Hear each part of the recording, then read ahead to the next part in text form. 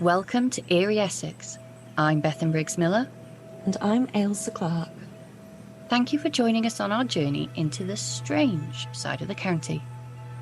We will be exploring the folklore, urban legends and supernatural encounters that form part of its rich history.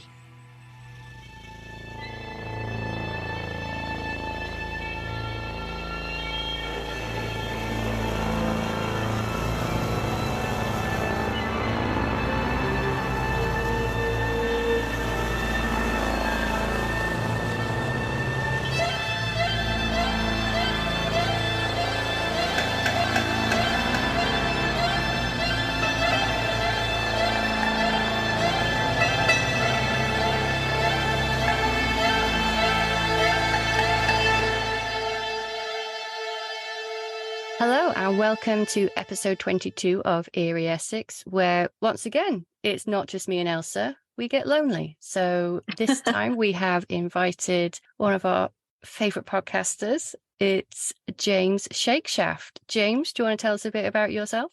Hello. Well, I'm James Shakeshaft. I know that much. I co-host the Loremen Podcast, which is a sideways look at the world of folklore.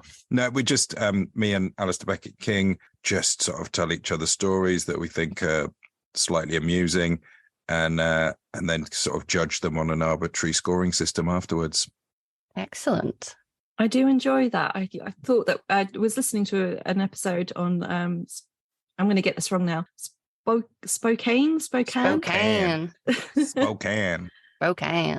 I think we should do that. We should score some of these stories. What, just copy Loremen? Yeah, just copy you. Well, to be fair, we didn't originate the idea of a hierarchy or anything like that. That was not us. We were going to keep a list of top 10 ghosts, but that fell off pretty quickly, I think, after the first episode. How many were in there? What was in the top 10? Spider? The monk. Yeah, the guy who climbed up a chimney and got smoked to death and is currently a 100-year-old bacon in the chimney still. Heard about him recently. I was researching for our Christmas pig episode, and he died in a bacon smoker. Yeah, he did die in a bacon smoker. What a way to go! Yeah. Do you think he's tasty? It was also Christmas themed as well, wasn't it? Yeah, he died at Christmas. He basically did a Gremlins. Yes. Oh, you should have done that one. I've just listened to that episode now, and I thought, you're on about pig-themed vampires. Oh yes, Ham Helsing. That is lovely stuff. If not invent technically a a time vampire. machine, no, but a vampire hunter is involved in the lore. That's absolutely fine. Absolutely. When I invent that time machine, that'll be the second thing I do. What will be the first? Go back and tell myself to watch David Bowie at Glastonbury. Oh yeah. I'm so annoyed I didn't. Were you at Glastonbury and you didn't go see Bowie? Oh my God. Idiot. I mean, sorry. What a fool. What a tool. Absolute sheesh. It's okay. You'll invent the time machine and it will all be fine. Yeah. Well, who knew? We all thought he'd do another retirement tour, didn't we? I know. I was young and silly.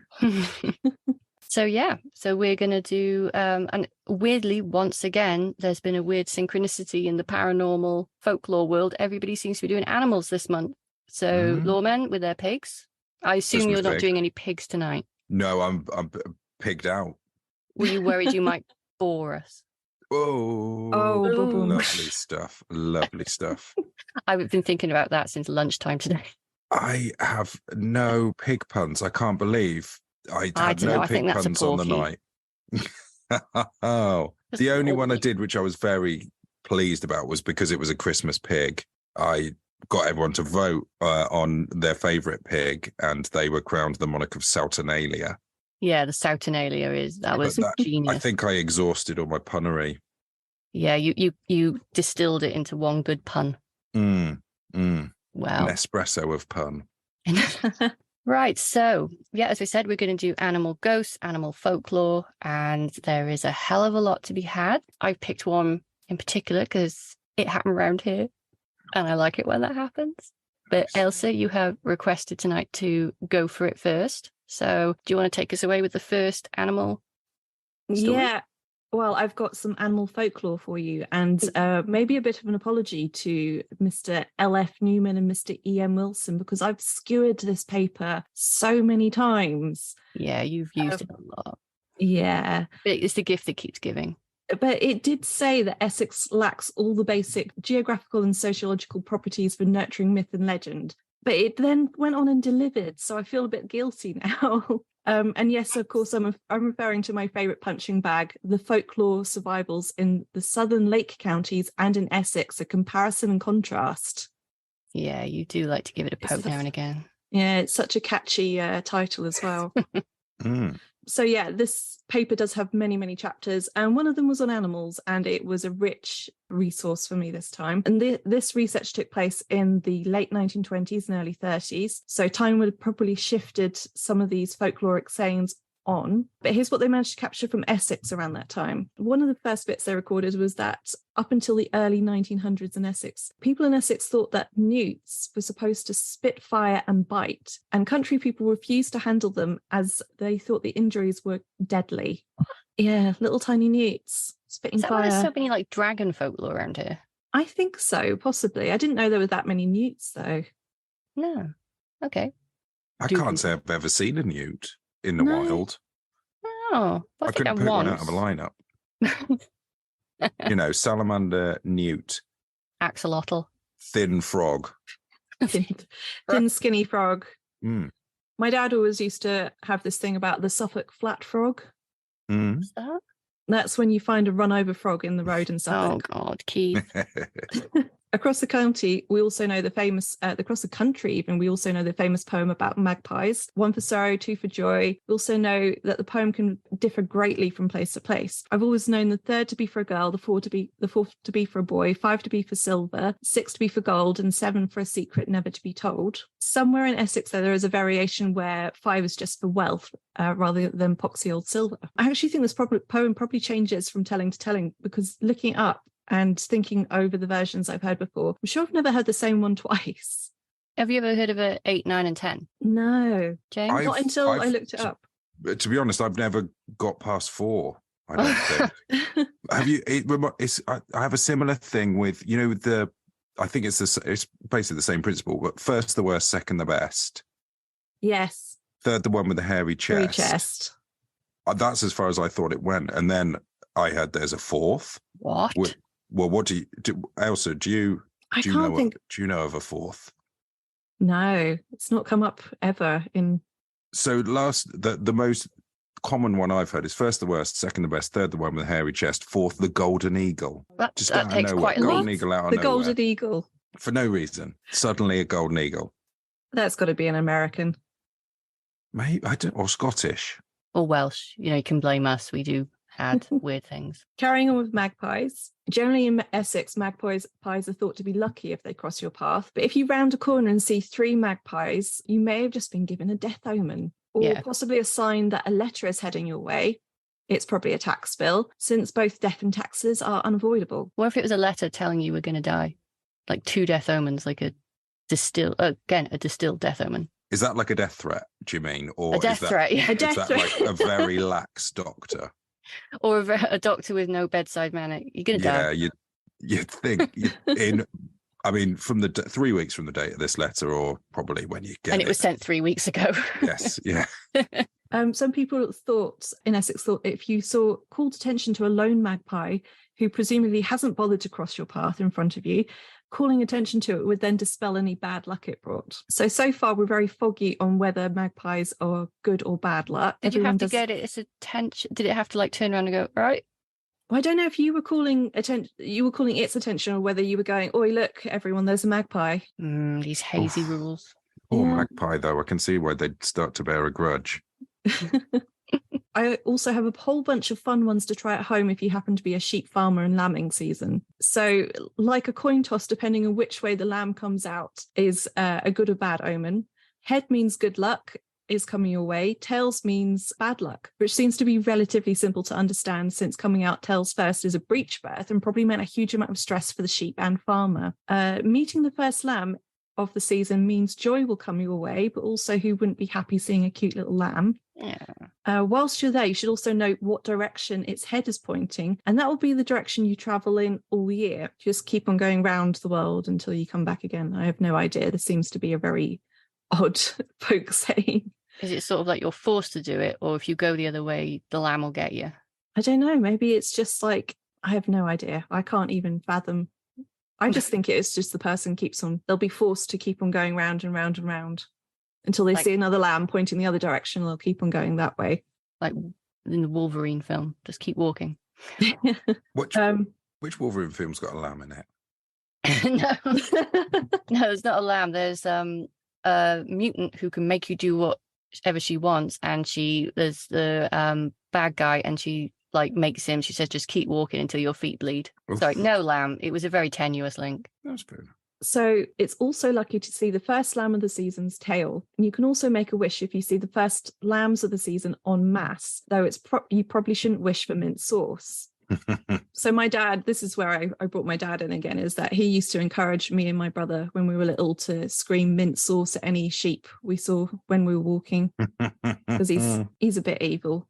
That's a dad joke, isn't it? Yeah. Or a Keith joke. That is definitely a Keith joke. Similarly grim, I'm afraid, but because they dock the tails of lambs, if you were to see the first tail of the lamb, is it more or less lucky if it's still attached to the lamb? Oh, it didn't give a clear answer on that one, but I wonder if you got hold of that tail, you kept it in your possession forever. Yeah. Would you be super lucky, or just sort of probably shunned? There's your homework. Yeah. Well, it's coming up for lambing season, I guess. You got a couple of months to find one, stake them out. One for all you trip, sheep farmers out there. I actually have homework for somebody else tonight as well. So horses also get a look in with the folklore. Upon seeing a white horse, you should spit on the ground for luck. I'm going to emphasize this should be on the ground and not on the horse. If you're gross enough to spit in public, at least leave the animal out of it. You can also optionally pull one of your hairs out while spitting to really seal the deal for that luck. Also, seeing a white horse might mean that your wish may come true. If you wish to pet more horses this year, then you're halfway there. Just make sure you filled your pockets with sugar cubes. You'll be on the home straight. So one of my friends, her New Year's resolution was to pet more horses this year. So this is her homework, as every time she sees a white horse, she must pull out her hair. And I'm really sorry, Megan, but you're going to have to spit on the ground. Because at the end of the year, I will check and see whether she's had more luck. You're also meant to cross your fingers when you see a white horse, but I don't know why you do that, because then you can feed it sugar cubes. Crows get a bit of a worse rap than horses, sheep and magpies all combined. They have a lot of ill omens associated with them in Essex. Firstly, if they decide to settle on the roof of your house for a while, it's likely somebody in the house is going to die. So why not pop round to your neighbours, the one you don't like too much? Maybe stay there a while, have a cup of tea, really give the crows a chance to catch up with you, even the odds. And if they're not quite ready to land yet, but still circling, don't worry, it still means death is coming. Seeing 3 crows together is a sign that bad news is coming. 2 crows together is a sign that you may be about to fall ill, which I must have been seeing a lot of crows recently because I keep on getting colds. Weirdly, this paper says that black cats at the time were considered universally lucky, and in Essex specifically, white cats were considered unlucky, which is quite the reverse in fortunes from how things are today. Do you reckon that's to do with like the witches, like in Canudum, like the white mice and like white animals are normally like to do with the cunning folk? Well, it's funny because in and I mentioned this later in a story, one of my stories later mentions Celtic beliefs and Celtic system of beliefs. It was thought that white is the sign of purity and the other world. Oh, see, in Welsh omens, if you see, especially in mines, if you see a white animal, then you get out of the mine. There's like a massive disaster coming. Oh, have you come across any white animals, James? I did see a white alligator in a zoo. Oh, right. Albino. Oh, yeah, and actually, no, only the other day I saw a bunch of white peacocks and peahens. Where to is that? So in Chalbury, there's Cornbury Park, and they open it up on New Year's Day and let Joe Public have a little mooch around. And we did, and there was like this there's a walled garden that the average person can't see because I'm quite tall.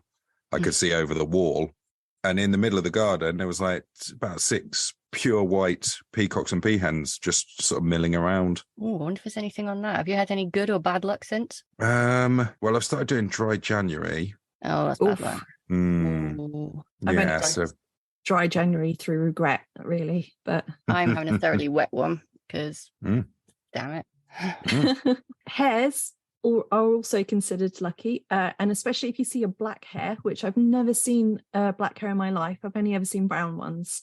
So you'd be lucky to see one. And we all know walking under a ladder is unlucky, as well as being a health and safety risk. But if you cross your fingers after walking under one and only uncross them when you see a black dog, that'll cancel out the bad luck. Oh, that's good. I did not know there was a cure. That's good to know. Cuckoos also get a look in. The paper tells us that you should make a wish secretly, it says very specifically, when you hear your first cuckoo of the year. However, another folk saying from Essex goes that whatever you're doing when you hear the first cuckoo is what you'll be doing all year. So maybe be a little careful, because you could end up wishing fruitlessly all year. Is there anything you wouldn't or would want to be doing all year? I think thing is I'd like to be napping, but then I wouldn't know if I'd heard the cuckoo. So paradoxically, in order to hear the cuckoo, I'd have to be awake, and I don't want to be awake all year. At the minute, you could end up in some sort of Sleeping Beauty, like because never-ending loop. Oh, that would be good, wouldn't it? Oh yeah, a year-long sleep. Oh my word! Oh yeah, I dream of sleep at the moment. I dream of having a nice big nap. I wake up sometimes and go, "Oh, that was great! I can't wait till tonight." Yeah, the next nap. Yeah, actually reminds me a bit of that folktale about, was it the poor cloth merchants and the rich woman, and the rich woman sort of cleared out all of her possessions so she can make way for all the money, because she was going to count money when this thing happened, but instead she ended up throwing away all her possessions all year. Oh, and then the merchants were just pulling, like they were measuring cloth, so they ended up being very cloth rich. So is it literally anything? Like if you broke wind, that would be, you will live? Yes, you could potentially break wind all year. Yeah, I guess to the moon. What you need is to be doing something, and you've got a business partner that's able to monetize it, like breaking wind. How would they monetize it? Like, come see the freak. I guess protection money for either pay me money or I'll send them round. Or like lend them out to pubs at closing time, just the gas man's coming. You wouldn't need a taxi. Well, you wouldn't be able to get a taxi, but you'd just presumably you're put some roller skates on, powered home. Yeah, exactly. Under your own steam. Yes. Get a couple of bin bags and sort of make yourself into a hovercraft, a disgusting hovercraft. Oh, you know who would love that, though? That girl who I talked about last time got sent to hospital trying to sell her own farts. Yes. I remember that headline. See, I wasn't crazy. No, I mentioned this on the Christmas episode, and everybody else hadn't heard of it. And now it's all you could think about. Well, that is the end of my little section on animal folklore. I'm sorry, we sort of you finished it off with all this lovely information, and then we went straight to farts. No, that's what I was looking for. Okay, that's all right then. Yeah. I think you were purposely egged you on for there, weren't you? Yeah. James, do you want to go next? Well, I've got a couple of bird-related, just little stories, really. They've cropped up on the podcast a couple of times before, so apologies if anyone has heard them before, but they just tickle me. They really do.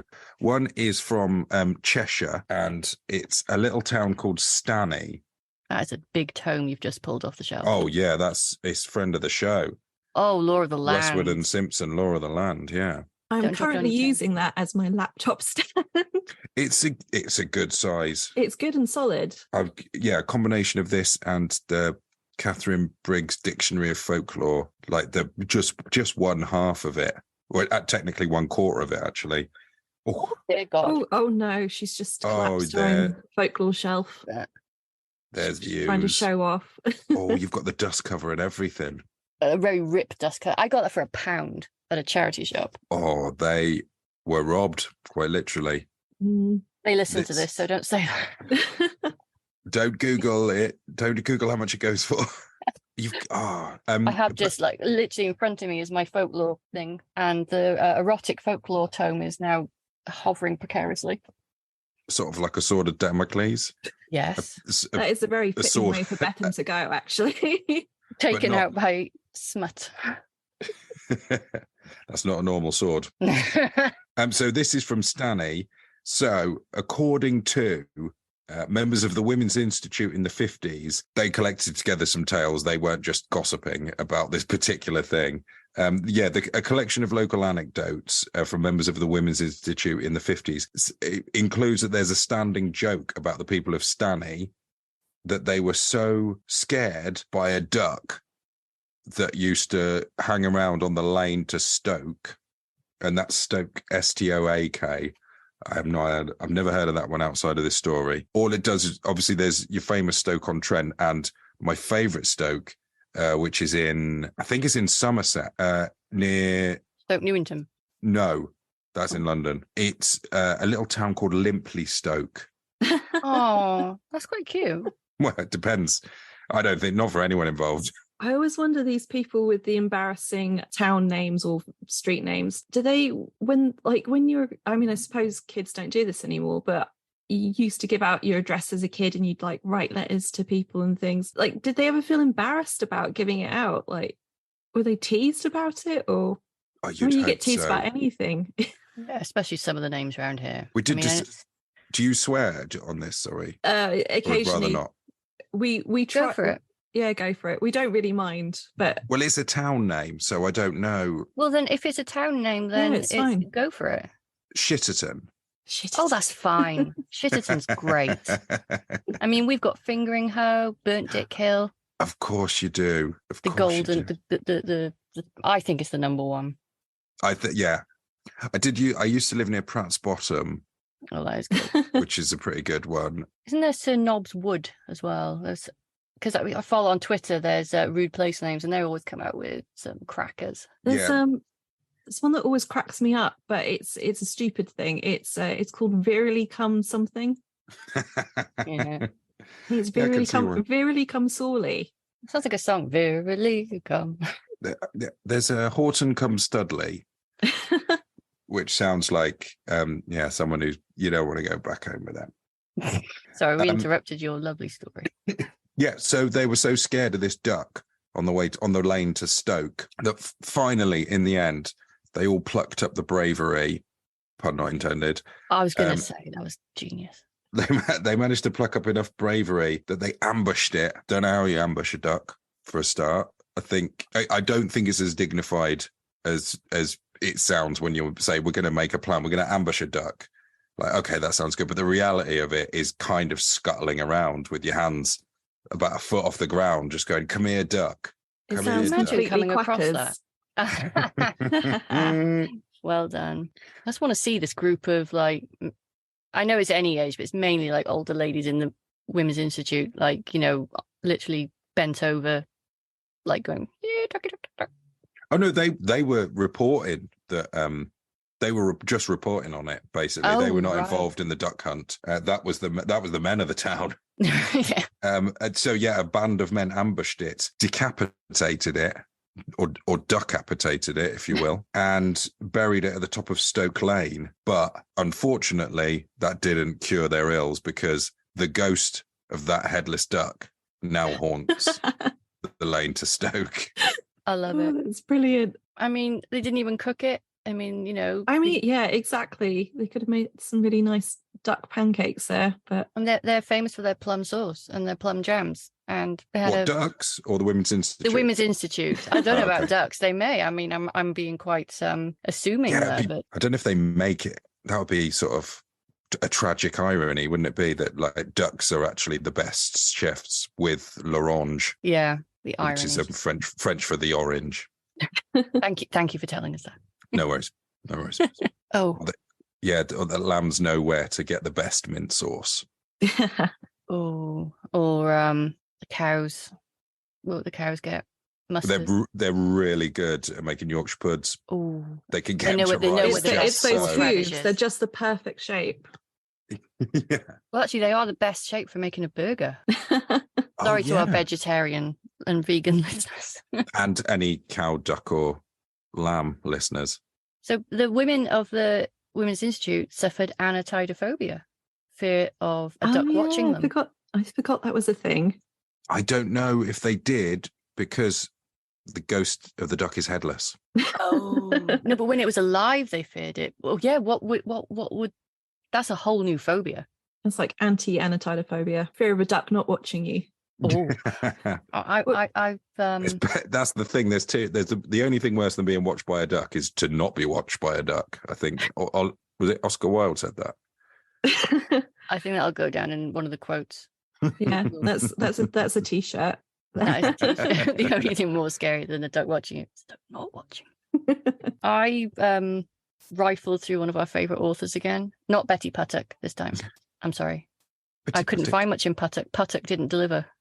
Really? Yeah. Oh, she's good for our area, but I haven't looked up her. She does have a good Essex book. It was the first book I ever read on like the supernatural. I found it in my school library. Ooh. But it is a good book. It is quite Colchester heavy, as I remember. Mm. What's it called? I think it's Tales of Essex or something. I've got it somewhere, but it's not within reach at the moment. I think she's done a Tales of Oxfordshire. I think Puttock. She's done a fair few. Good old Puttock. She got around. What's on the cover? Is it one of the covers with the monk pointing at the and map? the little bridge over the mire? No, it's the one with the It's a beautiful watercolor. Yeah, it's the cloaked grey person standing over like a little fjord in a field somewhere. Is it bespoke to Essex, or is it a generic? I don't think so, because I think I've seen it on other covers. Like maybe there's one for Suffolk, but it's on my Warwickshire one, the same picture. Is it? Mm. I think it might be on my. I've got the Haunted South, and I think it might be on. That rings a bell. That sort of. It's almost like a weeping willow. Yeah. I think that's Haunted South for me. Yeah, it kind of ruined it for me, because I always thought that was particular to Essex, and now I know she was just being really lazy with her covers. Oh, is she alive still? Well, if she is, she's coming after you. I think even if she isn't, she's coming after you. Yeah, haunted by the ghost of Betty Puttock. Puttock's There's ghost. The only thing worse than being haunted by Betty Puttock is to not be haunted by Betty Puttock. Puttock's revenge. Yeah, so we've got a favourite author that we always rifle through. This is Wesley Downes. Ooh. And he wrote some amazing... They're like halfway between a pamphlet and a book, would you say, Elsa? Yeah, I mean, he's basically Essex's version of Harry Price. Mm. Oh, we do have a big debate on our podcast as to where does a pamphlet become a booklet? Where does a booklet become a book? And we think the missing link is the pamph. Oh. So it's book to booklet and then pamph to pamphlet.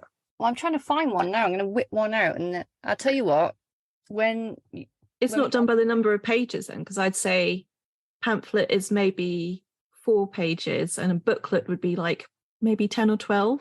Ooh. I'd say a pamphlet can go quite... I think if it's stapled...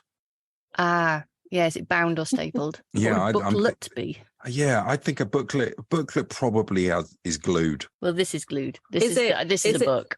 Is it perfect bound though? Perfect binding glue is very thick. Like it can. Oh, I don't know. I think the law of the land is perfect bound. I don't know what that means. I used to do book art studies. So she's got a master's in bookbinding. Yeah, that's perfect bound. Thanks. Just bringing out the nerd for this episode. Bring it. I like this book. This is Memories of an Essex Ghost Hunter. So this isn't his research. This is his musings, if you will, upon the Essex paranormal. There's some good stories in there. And I particularly like this book. I got it in a charity shop, and it says in that's where the best come from. It is. Buying online is good, but when you find a good folklore book in a charity shop, you feel like you've won something. But the problem with buying online is you don't know the names until you see it. Yeah, basically, because they're reasonably, generic tales of blank. You're taking a punt. Yeah, you can't rifle. I do like. If you could search by that image, maybe the image of the grey lady by the river. Or the monk pointing at the map, then maybe you could do it online. I think I've just come up with my Dragon's Den idea. I think you have. I think that's called Abe Books. They do that? Well, no, if you type in the description of something, even if it's out of print, Abe Books will have it, and you can basically find a description of the book there, or at least whether it's still in print or whether you can sort of buy it in a collection somewhere. You need to know the book exists is the thing. The best thing about the charity shop find is you've never heard of this book before. Although, yeah, I think I've got a name for my website for my idea though. So the website is www.youcanjudgeabookbyitscover.com. Oh, right. I'd visit it. It's just that monk, just the pointy monk. Anyway, Wesley Downes. WD. WD. 40. He probably was older than that. Actually, I think he was still. This was written when he was like in his 90s. Bless him. But what really made me laugh was in the front it says, "To Barbara and Bernard, my good friends, Wesley H. Downes." So it's ended up in the charity shop. Oh, Barbara. What? That's a signed copy. Barbara and Bernard. Double B. 25th of the 8th, 2014. Betrayal. He's not even cold. Oh, Barbara. Oh, Barbara. Bernard. Oh, Bernard. Oh, Barbara. Oh, Barbara. And indeed, oh, Bernard. What were you thinking? What did he do? Wesley's Revenge. Maybe he slept with Barbara. Maybe he slept with Bernard. Come on. It could have gone either way. Yeah. Weird. Once again, we're trying to track down Wesley's son who has inherited all his research. So sorry. Is this the sort of thing that's going to get cut then? This will be for the Patreons. So this is the one that I was excited about because it took place around the corner from me on I work at Essex Uni, and the hill outside it is called Clingo Hill, which I think is a good name. Clingo. Klingho. Klingho. Hoes around here. So why so many hoes? So many hoes. What does I know the dike's the river thing. What's the hoe? Is it a type of hill? Isn't it where like the land meets the river, or the marsh meets the river? I'm now looking it up because when she finds this now, we'll cut straight to us going, of course it's this, James. It's just giving me long-handled garden implements. Hang on. I'm going to have a bit of safe search off. So do you want to know what a hoe is? Definitely. I'd love to know what a hoe is. In different area codes. It's, well, according to, this specifically mentions fingering hoe. It refers to a heel or protruding piece of land. A protrusion. I still want to know why it was called fingering. I did know, and I can't remember. But when I do remember, I will put it on the Twitter feed. Why we fingered our hoes. So yeah, this is Klingho Hill. So this is a hoe it's cling to. Don't know the tale behind that. I think it was called something else beforehand. I've got on the OS maps, but I couldn't quite read it because it was a smudge. But I will dig further after this. I'll read it as it is because I just like how Wesley puts things, because he just goes off on tangents now and again. Bless him. While driving towards Clacton-on-Sea in the very early 1950s, my front seat passenger and I saw something a little more than unusual as we approached the bottom of Clingo Hill. This was before it became a dual carriageway, along the A133 about a mile from Colchester. In the gathering dusk, I noticed what appeared to be a large pair of luminous eyes, which seemed to go from the right to the left across the road and about 4 foot above it, in a weird, undulating, wavy motion. But thinking that my imagination was running riot, I said nothing. However, a little later, my passenger, actually it was my mother-in-law, asked if I noticed anything unusual. She confided that she thought she had seen what looked like a pair of floating eyes going across the road. Although both of us were rather baffled, nothing more was said about it until some months later when I was talking with some of my colleagues and the subject of ghosts came up. I recounted the incident, whereupon one of them said they had heard of something similar in the same spot. He then went on to say that many years earlier, when he was only a lad, his grandfather had been at Groom at Wivenhoe Park, now the site of the University of Essex. And he remembered his grandfather telling of the occasion where there had been a big party at the hall and the guests were leaving quite late at night. Apparently, one of the horse-drawn coaches was making its way down the track, as it was then, and at a speed when it neared the bottom of the hill, a herd of deer ran across in front, and there was a crash and the coach overturned. Although the occupants were badly shaken but otherwise unhurt, and the horses appeared to suffer no ill effects, a number of the deer were killed. It is possible that the large phantom eyes could well be those of the deer, frantic with fright at the impending accident, with some sixth sense having told them of the result of their untimely end. I, however, think differently. Go on. I did some digging in the British newspaper archive. Oh, we do love to dig in there. The BNA? The BNA on my lunch break today, whilst I was scoffing down some coffee and walnut cake, I came across previous weird incidents on Clingo Hill. Incidents? Oh, yeah.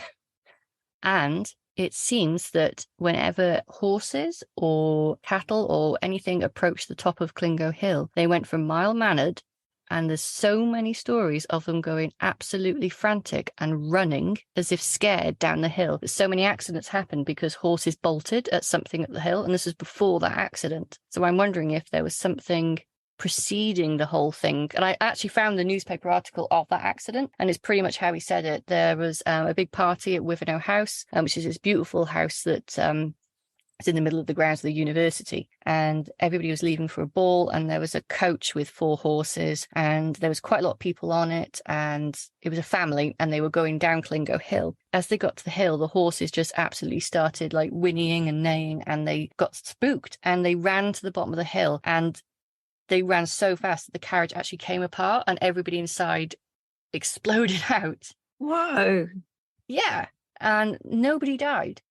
Even though, like, I mean, for Essex, it's not that fast, is it? In horses. Yeah. I mean, what's that, 4 horsepower? 4 horsepower. But yeah, but if you were thrown from a carriage, you'd think, I don't know. But anyway, someone dislocated their arm. That was the most thing. But they didn't say anything about deer, but that probably wasn't newspaper worthy. I don't know. But loads of accidents. There was a bull that crushed someone because they were going up the hill and went mad and took out someone. There was other horses and carts that did the same thing. There was one that didn't end quite so well, and 2 people got crushed. I found one, I think it must have been a slow news day in Wivenhoe, because there was a newspaper report that started, Mr. Jenkins of Wivenhoe Cross got in his carriage and went towards Clingo Hill. And I was like, oh, here we go. There's going to be something good here now. And the carriage suddenly stopped, and he got out and he twisted his ankle. I mean, of all the stories I've told, I think that's the most chilling. Most thrilling, yeah. Mm-hmm. I have goosebumps. Yeah, I mean, I've asked around, the security guards, the grounds people at Essex Uni, because, they know these things. And they've heard of it. A couple of people have heard of it and have said, oh, yeah, I know someone who's seen those eyes, or, oh, yeah, someone told me their father saw them. So it's a proper, like, urban legend around the uni. So if anybody's listening who has seen it, let us know, because I'm intrigued by it. Or presumably any animals listening. Yeah. That could give us insight please into... tweet us. Oh, very nice. Very nice. We could also do an experiment. Maybe, Megan, she's got her wish of like petting more horses. Maybe we get a horse and take it to the hill and see what happens. I mean, Megan would be there as well, because it's her wish to see more horses. Oh yeah, it's going to put her on the horse. Just send her careering down Clingo Hill. I think she'd really appreciate that. Yeah, but that's my first story. Yeah, I've got others. Again, that happened around the corner from me, because a lot of animals around here. I've got a deer one as well. And don't at me, Chingford was a borough of Essex, okay, up until 1965, and the story mostly takes place before 1965. So I'm in the right here, and that's all I have to say on the matter. But there have been reported sightings of a ghostly deer in High Beach near Chingford since 1920, and even possibly before that time.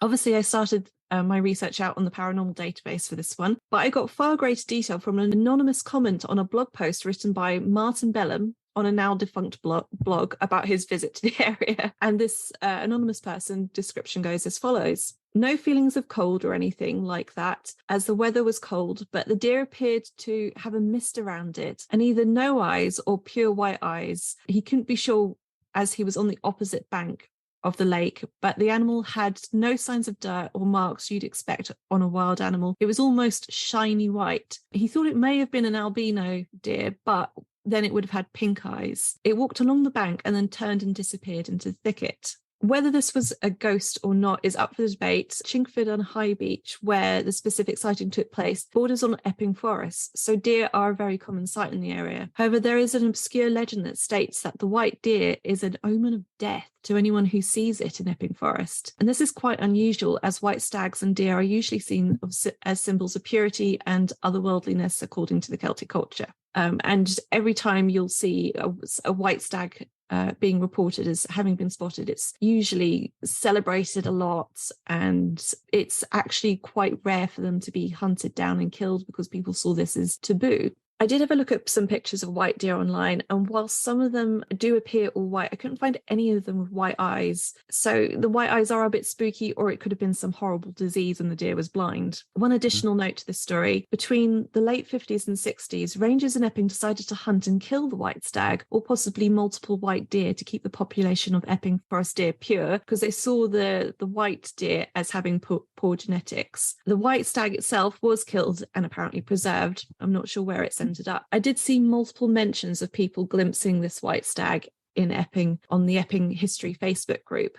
All of the mentions come from around the 1950s and 60s and stop abruptly afterwards. There was even a song written about it by Sidney Carter in 1957. I'll post the sheet music on our Facebook group. As much as the song is about the culling of the white buck, it's also a veiled dig at racism. So thank you, Sidney. That's it. It's very short. Nice. I thought that guy was going to go for the no idea pun. Yeah, he really should have. Really swerved that. Yeah. I mean, to be honest, it was written in a way, actually, I'm not going to say that because it's mean, but Rain home.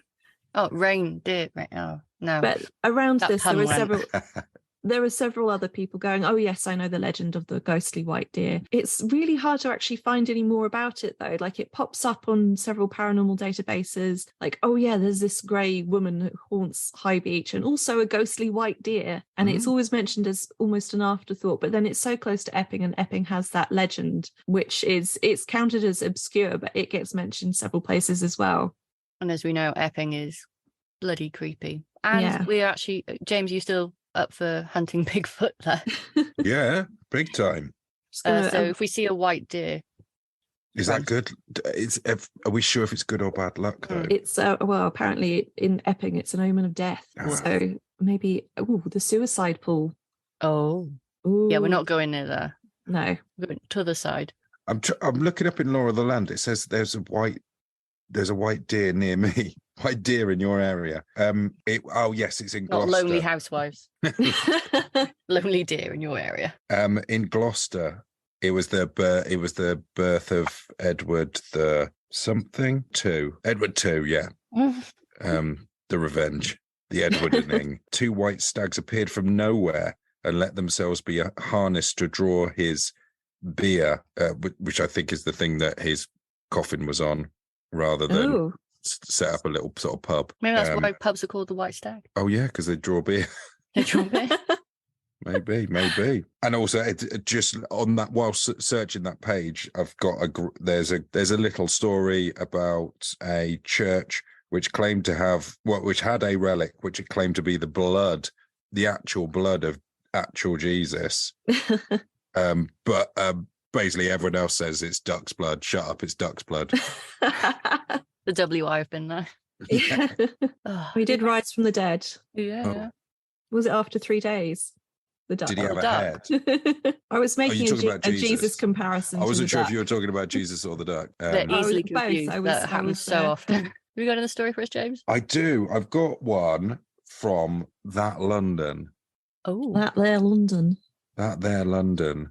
It's from Highgate. We love Highgate. We do love Highgate. I want to go to the cemetery. Well, careful if you do, because there are ghosts aplenty. In Pond Square in Highgate, it's the ghost of a chicken. Not just any chicken. It's the ghost of a frozen chicken. Plucked or unplugged. And not just any frozen chicken. It's the ghost of the world's first frozen chicken. No. Yes. I thought you were going to go, not just any frozen chicken, an M&S frozen chicken. No, annoyingly, it was frozen by By Francis Bacon. No, you said you weren't going to have any pork-related things in this. I know. I've tied it all together. In March 1626, the old Francis Bacon, not the new Francis Bacon, your original, whatever it is. Such and such. Yes. Lord Francis Bacon, in March 1626, he was pondering the preservative effect of snow and ice. There was snow on the ground. He wondered if you could preserve meat by freezing it. So he told his coachman to go and buy a chicken from the farm, kill it, pluck it, clean out its innards, and then, as it says here, Lord Bacon himself began stuffing the bird with handfuls of snow and stashed it away in a bag filled with more snow. Now, unfortunately, while he was doing this, he suffered from fits of vomiting and shivering. Oh dear. And he died. A few days later, he actually died. So we never found out whether the chicken was preserved, which in a way it was, because 300 years later, during air raids of the Second World War, several aircraftmen, firefighters, and residents of Pond Square reported seeing a fairly large bird, unable to fly because almost all of its feathers had been plucked, running round in circles, and it says here, pathetically flapping the stumps of its wings. And this is reported by Peter Underwood, and proper ghost folk. Yeah. And in the 60s and 70s, it was seen more than once, because it happened in the 60s and the 70s. It was seen dropping out of the sky with a pathetic squawk and shivering. So that is the ghost of the first frozen chicken in the world, or in England. I'm sure chickens are frozen before. Which took the life of Francis Bacon, evidently. But did he actually get the shits and everything from the chicken? It says that he might have been suffering from an illness beforehand, but it wasn't salmonella then. Well, you don't want to eat that chicken. Well, he might have given it a cheeky lick. Well, he was putting his hand inside of it. What if he, just happened to, I think if you vomit anywhere near a chicken, just don't eat. No, don't let anyone else eat the chicken. But this would have been best before date. This would have been best before dates. Or now we're in a post best before date era as well.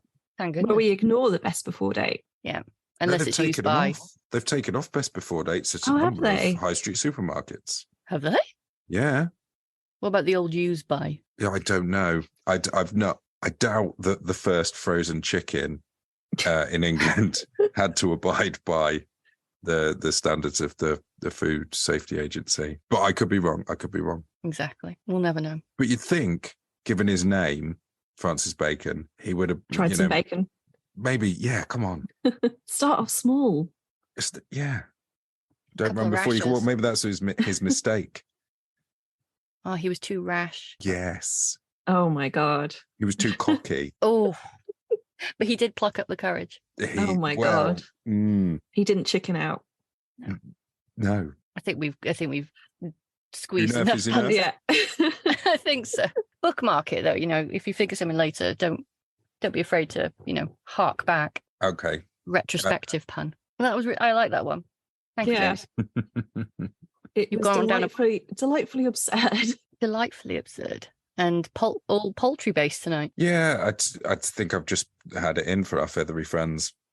It's like you've gone down the aisle of folklore, the frozen section. You had enough of the pork. Gone on to the poultry. No, into the game. I do have a chicken related one, and later it's very short. I'm going to group all my last ones together because they're all very short ones. But there is a chicken. How cold is it? Oh, we'll find out. We'll find out. Don't spoil it. I need to find my research now, so I'm just going to shove you in the corner. No, I was just admiring the look in your eyes you get when you're, when somebody's like doing something on Zoom, but they're not doing it. They're not like looking at it. They kind of get this terrifying look in their eyes. Yeah, that's reading really angrily almost. I'm furious with this one. I always have to warn hairdressers when I get my hair cut because I feel I have to walk. I'm sure I don't actually have to. They seem quite experienced, but because I wear glasses, so they cut my hair, and I do warn them that I might squint at the mirror, but that isn't a judgment squint. That's just I simply can't see. Do you have what is your resting face? Happy that I'm asleep. Rest your face, let it go. Ooh. I think I look quite annoyed, but then I'm doing that as well. Oh, judgment, yeah. But I'm not. I feel judged. I can't see. It's because I can't see. Elsa, what's your resting face? It's probably, I don't know, annoyed, or just like very stupid, actually, I think. I think I look furious. I don't know. Yeah, you look furious, actually. My husband's is end of the world. Like, if he rests his face, he looks absolutely terrified. Yeah, that. Again, for our audio listeners. Imagine someone with a face that looks terrified. Yeah, that was it. Congratulations. You've just imagined Beth and Briggs' husband's resting face. Portrayed by James Shakeshaft. Oh, yes. Yeah. Brought to life by the medium of Shakeshaft. Brought to you by Shakeshaft. For 4 nights only. Available on double CD. Dolby surround sound. From all good record stores. Oh, yes. I don't know if I put on Twitter. I did put on Twitter that my youngest son doesn't speak much. But what he does say is James Shakeshaft. Oh, is that good? Is that good?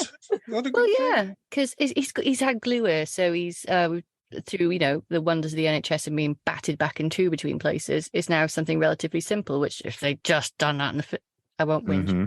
But he's now starting to talk more, and I was sat on the sofa, and one of my New Year's resolutions I was telling Elsa, we should get some more guests on. What if I asked James?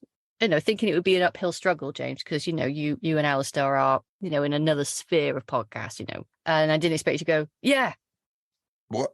Well, which is lovely. I was like, yay. And then I said to Joe, oh my God, James Shakeshaft said yes. And then my 3-year-old just sat up on the sofa and went, James Shakeshaft? And then my my eldest went, James Shakeshaft. And then they started running around the room chanting your name. And then tonight, when I told, because the hairdresser who comes said, what are you doing tonight? I said, we're recording. She said, oh, you got a guest? And I said, yeah. And then when I told her, Arthur said, wait, you're talking to the James Shakeshaft. you for no other reason than your name is shouted around in the house. You are a legend with my children. Wow. Well, that's great.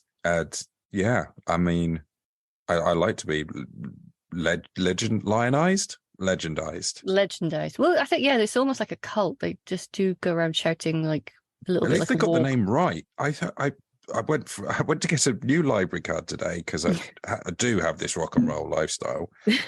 And they were like, have you got any ID? And I showed them my ID, which said my name on it. And they looked at it. And as they went over to the thing to see if they'd had it handed in or something, I heard her mutter to herself, James Shakeshaft. Like, you've literally just read it. How could you get it that wrong that quick? You would not believe the names I get called when people read my name and then email me back and go, hi, Alison. Yeah. You may be the victim of autocorrect, though, unfortunately. Yeah. I mean, this is like, I'm emailing professionally in my work and they've, met you. Yeah. There was somebody I worked with, because obviously my name is the name of a Scottish island, and he was very old and he knew my name was the name of the Scottish island, so he called me Iona for the entire time I worked there. And on the last day he came up as like people were saying sort of goodbye to me, and he turned to somebody because he'd heard someone talking, like saying my name. He turned and went, what's her name? Isn't it Iona? Oh. But every time I'd seen him, I'd say, it's Ailsa. Oh. And he'd go, oh, okay, Iona. At least he didn't just pick a random island and call you silly.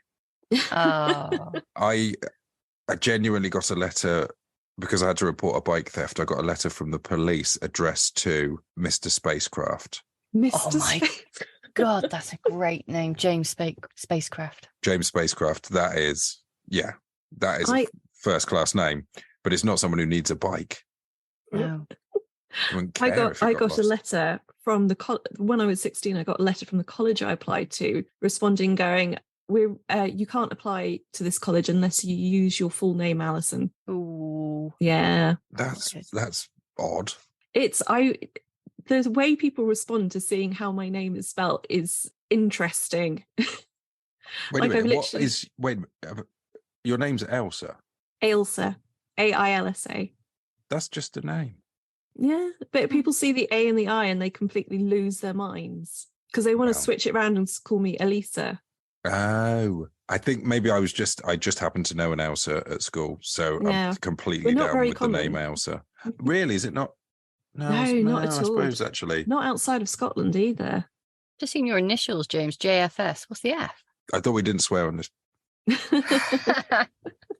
Francis. Oh, like the bacon. Sure, I love it. No, both my grandparents, both granddads were called. Technically, one was Francis James Shakeshaft, which is where I get that was Donkey's son, and the other side was just straight up Frank. I've got no weird thing behind my name. I used to be Bethan Jones, which is as common as John Smith in Wales. So the only emails I got back was like, "Hi, which one?" There was 8 at my uni, 8 Bethan Joneses at the same time. Jeez Louise! And this was a tiny uni of 800 people. Wowzers! Actually, my Welsh side of my family was called Jones as well. So yeah, we get about in Wales. I'm Briggs-Miller. Anyway, I've gone a bit wild with this one because round here in the sleepy little village of Wivenhoe and the surrounding villages, we have a big cat. Yeah, an ABC, according to an ABC, which I thought was a BBC, but it's not. It's not a blooming big cat. Not a blooming big cat. Or a bloody big cat. I thought it was big black cat. That's why I always called it a BBC. But no, it's a big cat. Alien big cat. Alien big cats. Is that what it is? Yeah. You learn something every day. Yeah. And as you know, as most people probably listening to this know, that there are so many stories. Even now, like you like pretty much once a month, there'll be somewhere in Britain, there's been a big cat sighting. I even had an encounter myself one in Wales, definitely with a big cat. If you want to hear more about that, check out Spectre of the Sea episode on the way to Margam. I soundscape it, the whole thing. It's creepy. Anyway, back to Essex. I just put it into paranormal database and everything, and the amount of big cats around here is phenomenal. And I picked a few of my favourites. And one of the explanations for the amount of big cat sightings around Britain is due to the Dangerous Wild Animals Act in 1976, which made it illegal to keep big cats as pets without a license. And at the time, zoos were full, and they said, "We don't want your cats. Got too many cats." So too many cats. Crazy cats. And then people have become attached to these animals. They didn't want to put them down, so they released them into the wild, their natural habitat, the flatlands of Essex, apparently, and Wales and everywhere. I think one of the other ideas behind it is that a lot of these big cats made a lot of money. They came from the East End of London and they made a lot of money and they moved out to the Essex area. They could Zoom. They could work remotely now. Yeah, exactly. Many of them have got like second homes and Airbnbs. It's actually a bit of a sore subject around here. So, these big city cats. These big city cats. ABC B&Bs. So I looked around and there's one in Abberton, which isn't that far from here. There's a large black cat that's seen a lot around the reservoir, so particularly in 1996. Billericay, exact location unknown, but this was in 1982 and 2008. 1982, it was described as a lion. And as we all know, in Essex, we're not that good at identifying lions. I don't know if you heard in 2011. This was a very famous news story, as I remember it. You must have heard it, James, in St. Osyth, the lion that was spotted, and like all the villages around, including my own, were told to stay indoors because there was a lion on the loose. Did you hear that? Did that reach you? That did not reach me. I'm looking it up. Yeah, the St. Osyth lion. And Essex if you lion look it up, picture revealed as police call off search. Look at the picture. A picture of the suspected lion has been taken by residents in caravans on farmland. Oh yeah, no cookies, thanks. Yeah, that's a cat. It's a cat. That's a big cat. But it's a cat they've zoomed in on, I think. It's like, are these cows big, small, or are they far away? That cat is far away but zoomed in. It's a cat. But we didn't have that picture for a while. And we are near Colchester Zoo, and we have had wolves on the loose. We've had to be shot. dangerous. They were shot, yeah. Yeah, it's really sad. Really sad. So, when they said there's a lion on the loose, we sort of didn't take it quite so much with a pinch of salt. I was like, I wonder if it is. So I had my mum ring. She's in Wales. Just heard about the lion on the loose down the road from you, because St. Osyth is literally that way, not far. So, I had to promise her that I was going to stay in. She wanted to know where Jack was. We had to hunker down. Not walk around holding steak. Well, I do that. She knows I do that, so she was a bit worried. Yeah. When it describes the meat as medallions of beef, that's not what they meant. Exactly.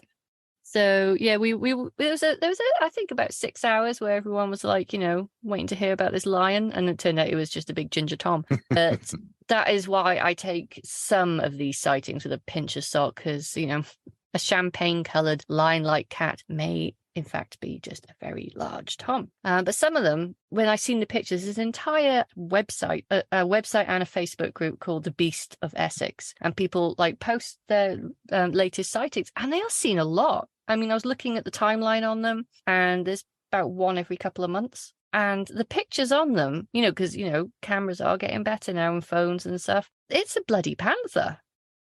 Wow. The really long tail and the long neck, and it's definitely a big cat. There is a cat around here though that it looks like a miniature panther. It's really muscly. It's quite large for a domestic cat. It's maybe sort of again great for the podcast. I was making it. Elsa has just mimed the one that got away. And I was quite shocked when I saw it wandering around the estate, and then it went in through a dog door, because that's how big it was. Oh, was it one of those Maine Coons? No, it was a sleek black, short hair. It really looked like a tiny little, for a panther, tiny, but it was like a tiny panther. Well, I'll post some links to the videos on there on the Twitter feed and that, and you can make up your own mind. But some of them, no, it must be. When I was in my early 20s, I was walking across Chipping Norton at night back to a mate's house, a little bit worse for wear, and was stopped by the police and asked if we'd seen a puma. Oh, not just ever. It wasn't some sort of elaborate ruse to lure us into their van. They were like, no, there's a cat, it's about this big, and he sort of indicated it that this wild cat was on the loose. They'd had sightings of it because the Chipperfield Circus winter sort of lodgings or whatever was up the road, and now it's I think it became a home for retired animal actors. And they have stuff. There's a public footpath that goes right down the middle, and you can walk down, and in Oxfordshire, and there's monkeys on one side and giraffes and zebras. And one time we would go in, we're walking down there, and we heard an actual lion, not roaring like on the MGM logo or anything like that, the proper noise that a lion makes, which is this sort of weird, bass honking almost sound. Can you give us a example?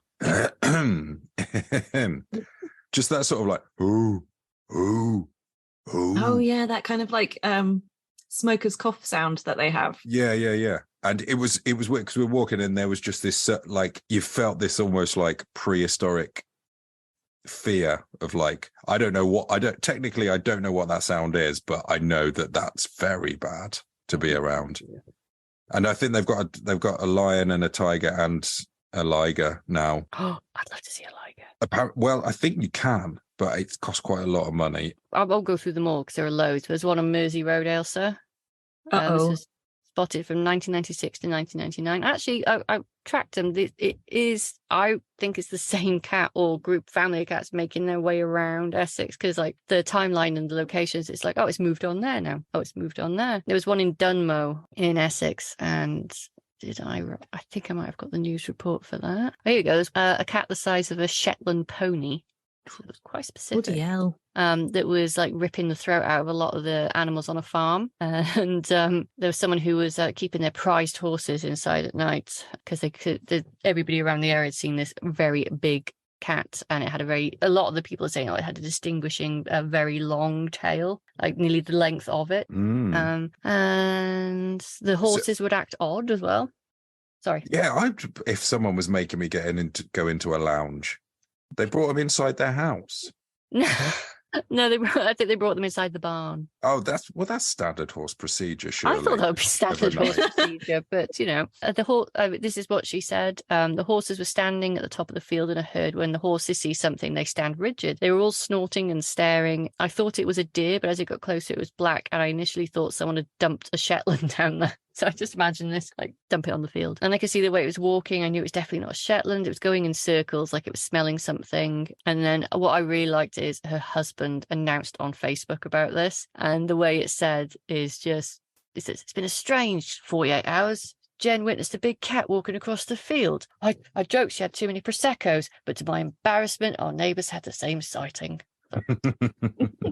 And then, like, capital letters, there's a big cat on the loose in Finchingfield, ladies and gents. So I just like that. Yeah. Wasn't there one called the Blackwater Beast as well?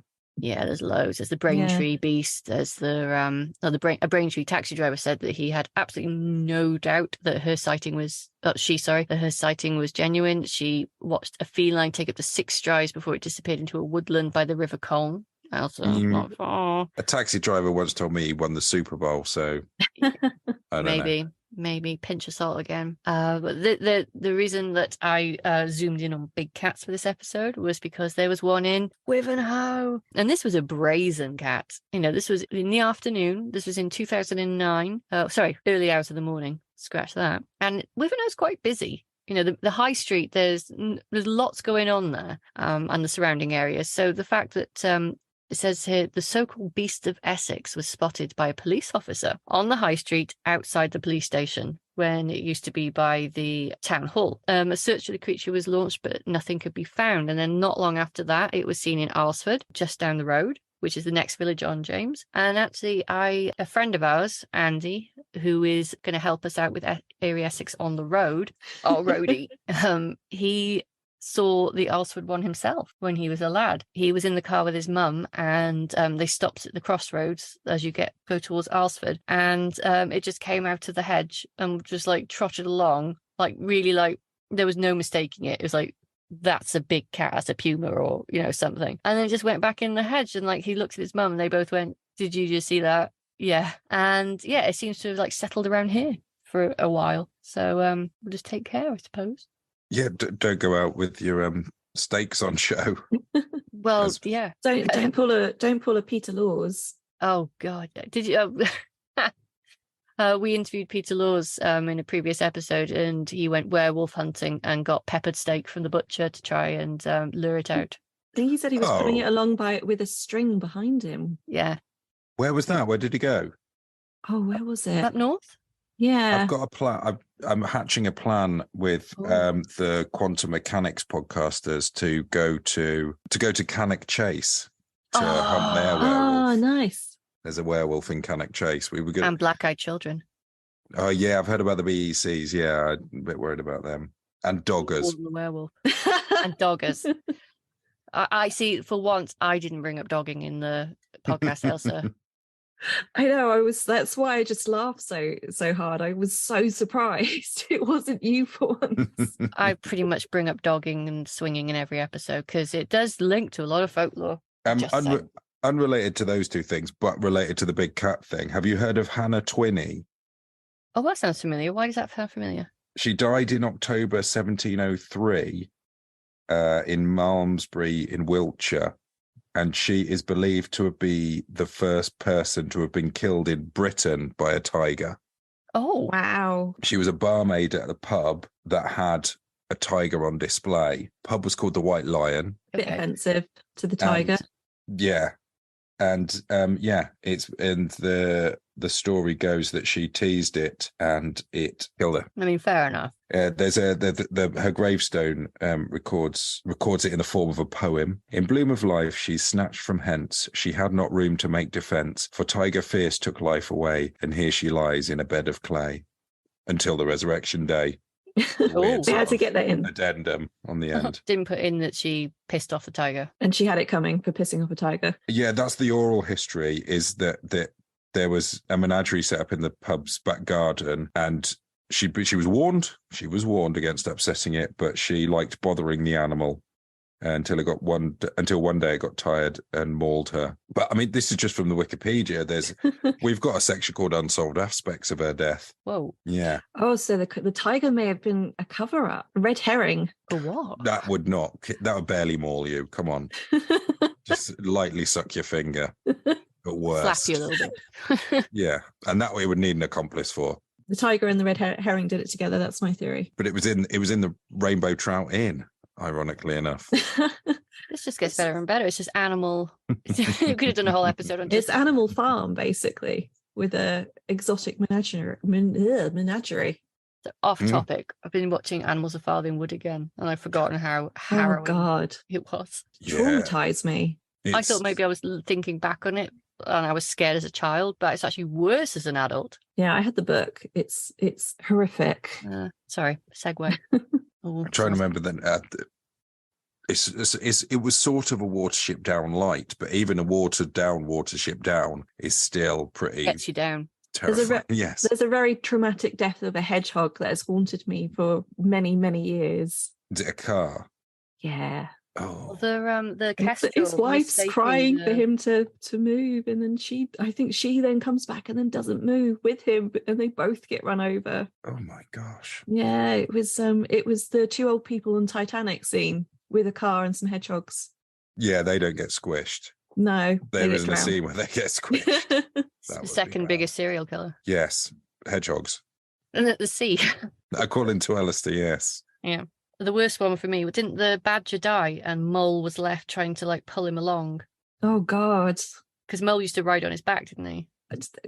I can't talk about this. This is literally like a traumatic memory for me. Sorry. I think you're going to need to put an Animals of Farthingwood trigger warning on this episode. I think so, yeah. Yeah. We've talked about some things on this, but I think this is the worst. All these millennial adults AOFWTW. What? An AOFWTW. Add that in. Anyway, I think that's me done for mine. There was something else about Clingo Hill I remembered. This is not animal related. Do you mind if I share? Mm-hmm. I got really excited. I think whoever was in charge of that area got hold of a really good lead. And instead of when they found out it didn't go anywhere, still wrote about it.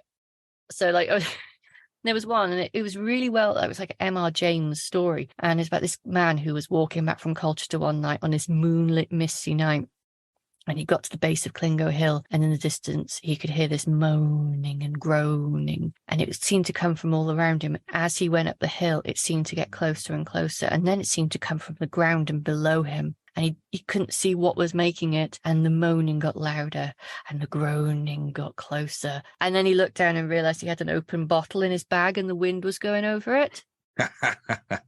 That's brilliant.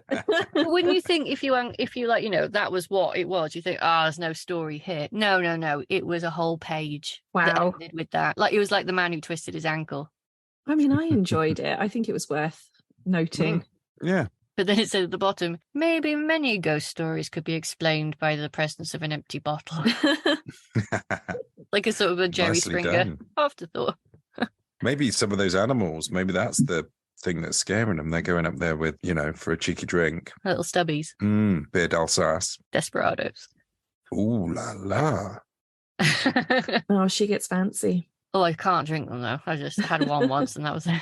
Do you want to hear about sort of mixed bag of animals now? A smorgasbord. Are they alive? A smorgasbord. Were they alive when they went into the bag? I'm not sure. It was kind of moving and it stopped a little while ago.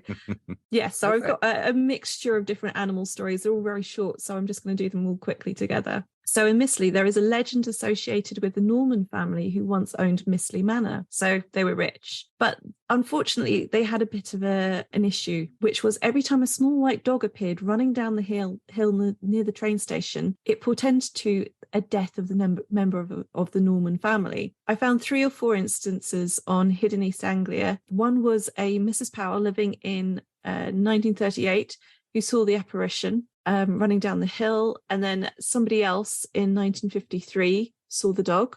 And then there was a headless white dog seen in the 1960s by a Mr. Ivan Garwood. And that was also corroborated by a Mr. Ivan Bunn. They have the same name, Ivan. That's weird. So this little white dog does appear every now and again, and apparently one of the Norman family will die. I can't find much about the Norman family because it seems they moved out of the area. But if you go to Mistley, you'll find the churchyard contains a number of mid to 18th century monuments, including an obelisk and a large polished black granite Egyptian-style mausoleum to the Norman family. Mm. I wonder if they just took every white dog in town and would like, we're getting rid of you all. This isn't happening anymore. This is King Herod did it. Yeah. There is another dog in another mansion called Crick's House. It was owned by the Cheyenne family between 1770 and 1858. So this dog is rumoured to have been friendly at first, but quickly angered when annoyed. And once a man driving a timber wagon struck the dog with his whip, upon which the driver and the cart were reduced to ashes. So this dog is obviously like demonic, demon sort of thing. Turned to dust. Yeah, turned to dust. Fiery. Was it a shucky dog? Well, they don't call it a shuck. It appears within the shuck mythology. Yeah, it's shuck-adjacent. Shuck-adjacent. It's difficult to say when you're after a bottle. Shuckatash. Vehicles do get their revenge on the dog, though, because when the first motor car appeared in Crick's, it frightened the dog so much that it spontaneously burst into flames and was never seen again. The dog? The dog, yes. Good. Not the car this time. Oh, shuck. We also have two headless ghosts. One is seen between Latchington and Southminster, and it's a decapitated calf. It was quite often seen before World War II, and then strangely has not been seen since. And the last one... Sorry, it was a decapitated what? A baby cow or calf. I thought you said car. I thought you said car. That's just sorry, I wasn't soft enunciating. Top. And the last one is convertible.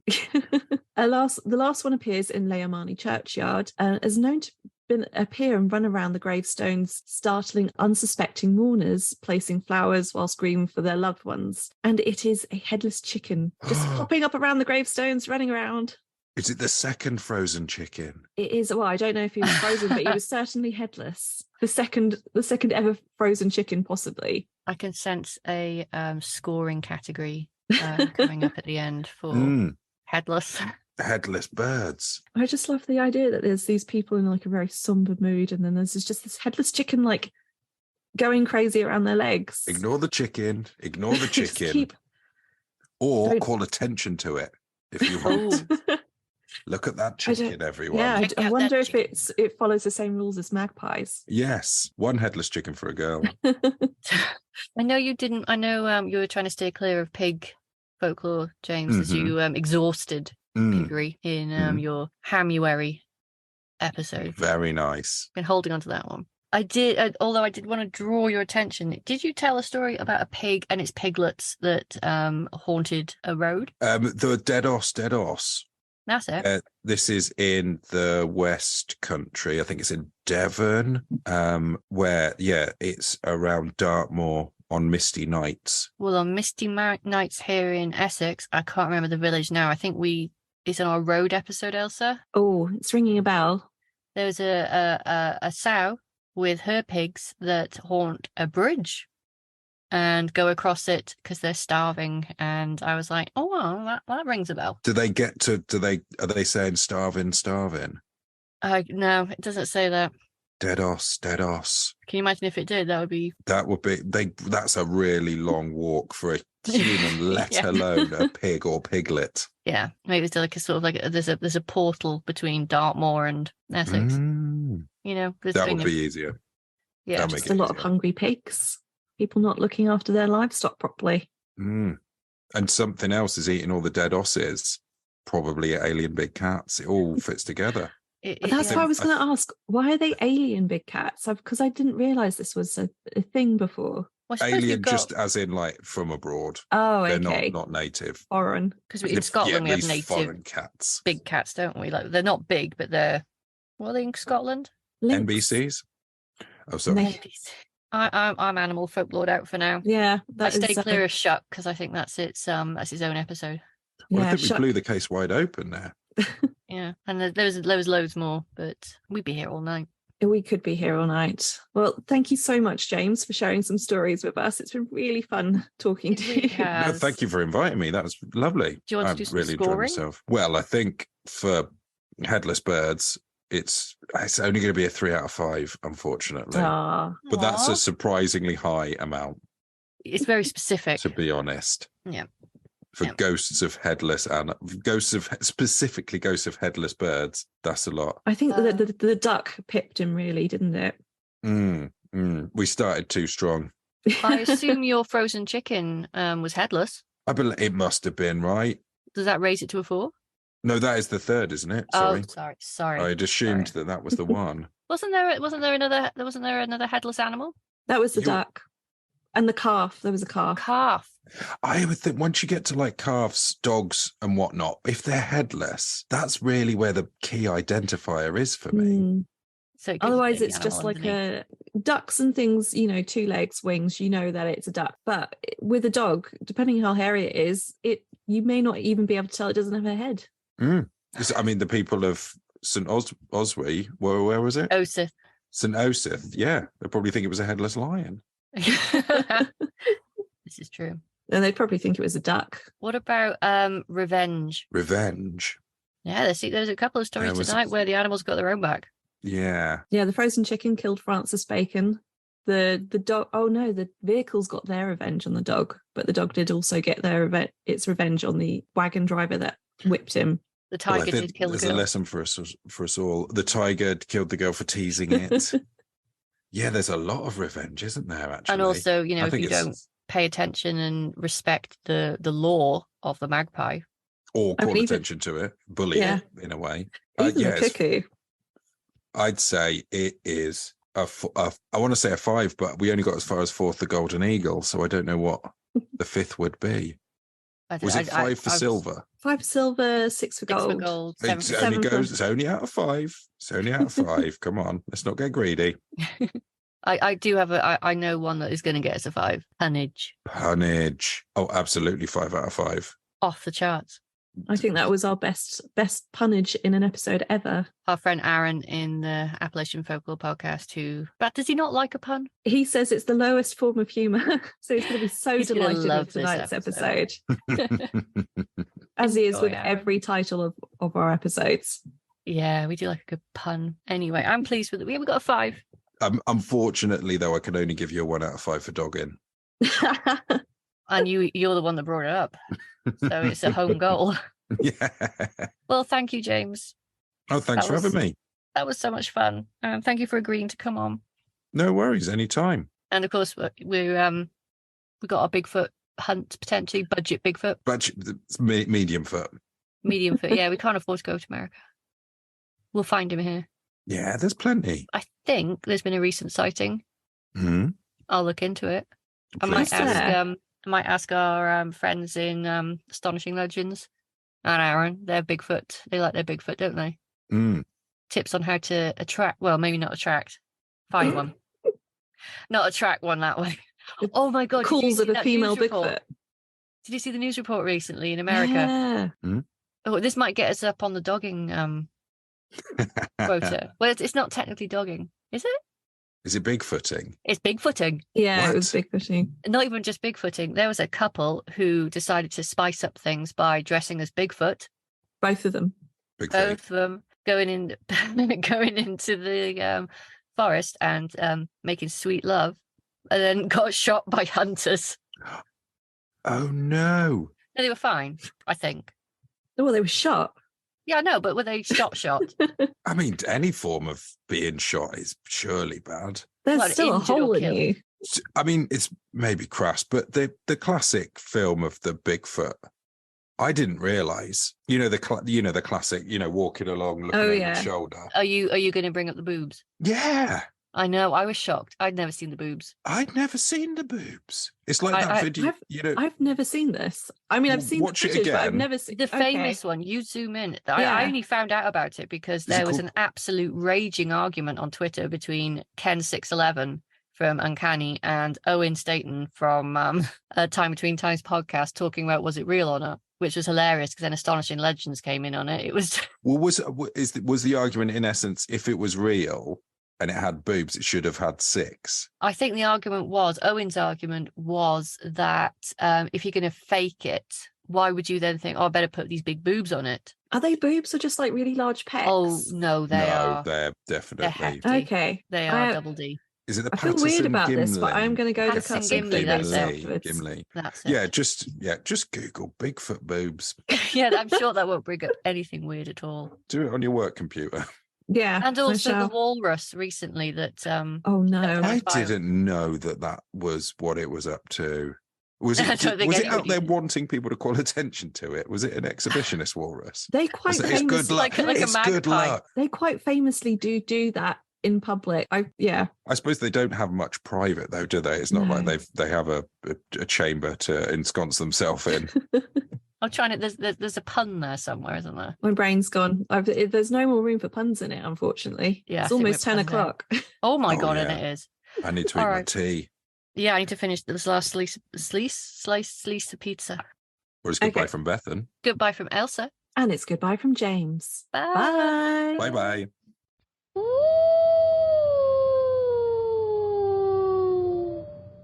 If you'd like to get in contact with us with a story of your own or any more information about what we've discussed in this episode, you can reach us at eerieessexpodcast@gmail.com.